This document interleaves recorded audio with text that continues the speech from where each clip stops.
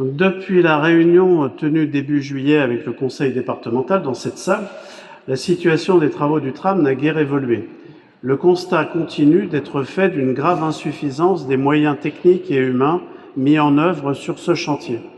Le département n'a en aucune façon repris en main ce projet pourtant exceptionnel.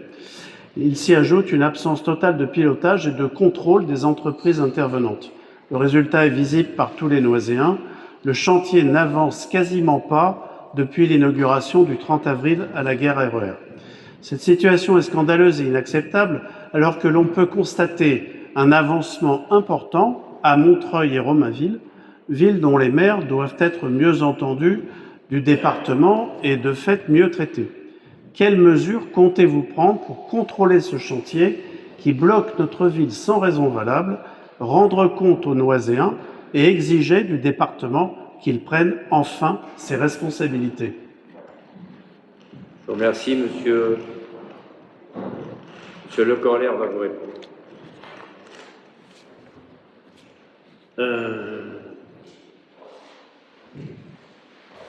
Alors je trouve le ton un peu de votre propos, encore, vous allez dire que c'est souvent, mais je le trouve un peu excessif, encore une fois, mais bon.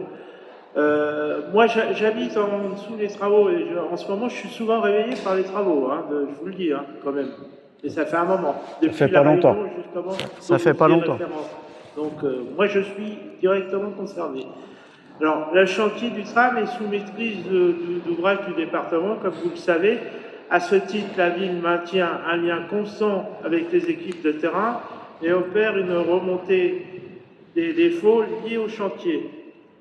Des réunions se tiennent toutes les semaines sur le terrain en général, tous les 15 jours spécifiquement sur la rue Jean Jaurès et une fois par mois entre DGA et directeur. Un poste spécifique au sein de la direction de la voirie a été dédié. Nous avons ainsi obtenu, avec ce poste dédié et les réunions qui se font régulièrement avec le département, l'élargissement des cheminements, quand cela était techniquement possible, un éclairage provisoire plus régulier et avec moins de panne, un déploiement du chantier très régulier, et enfin, vous pouvez le remarquer, ce n'est pas toujours le cas, mais de plus en plus, le lundi après-midi, ils viennent nettoyer le chantier, ce qui est vrai, puisque je les vois. Autant d'évidence qu'il a fallu pourtant obtenir, dirais-je, de longues luttes. Dernièrement, c'est bien la ville qui a dû encore taper du poing sur la table pour que l'éclairage dans un certain nombre de quartiers liés aux travaux soit finalement réparé après des semaines de dysfonctionnement tout à fait inadmissibles. La comitologie est donc bien établie et les remontées régulières sont régulières côté de la ville. À notre connaissance, et moi pour le moment, suite à la réunion publique, le planning du T1 est pour l'instant respecté suite à cette réunion au planning qui avait donc été recalé.